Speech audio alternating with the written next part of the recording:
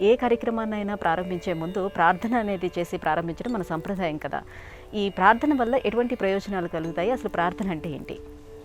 యస్యోత్తుంగతరంగ తాడితవియత్ సప్తార్ణవీయం జలం పాదాంగుష్టనకాగ్రమఘ్రమభవత్ భూమండలోద్ధారణే దంష్ట్రాకోటి కుటీరకోటరగతం త్రైలోక్యమబిందువత్ బ్రహ్మాండా ఇవ రోమకందనికరో వందే వరాహం హరిం.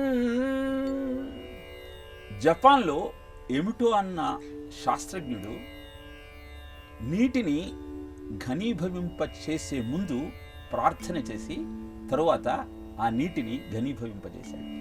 అలానే ప్రార్థన చేయకుండా నీటిని సాలిడిఫై చేశాడు. తరువాత ఆ రెండింటి యొక్క అణు నిర్మాణాన్ని పరిశీలించాడు. ప్రార్థన చేస్తూ పటికాన్ని ఘనీభవించినప్పుడు వచ్చినటువంటి రూపము చక్కగా సమమైన ఆకృతిలో సిమెట్రికల్గా ఉంది. చెయ్యకుండా ఘనీభవింపజేసినటువంటి క్రిస్టల్ స్ట్రక్చర్ అస్తవ్యస్తంగా ఉంది. మన శరీరంలో 70% of our body is water.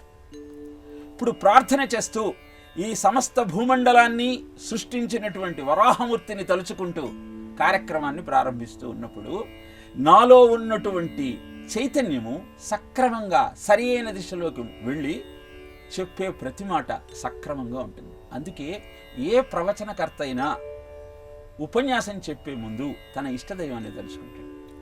తద్వారా తన యొక్క మనస్సు బుద్ధి సక్రమంగా పనిచేసి యోగ కర్మసు కౌశలం అన్నారు. Efficiency in proficiency yoga. మనస్సు బుద్ధి రెండు కలవటం అంటే అది ఒక యోగం. అలా కార్యక్రమాన్ని ముందరికి తీసుకెళ్ళటం కోసం ప్రార్థనతో ప్రారంభిస్తాము.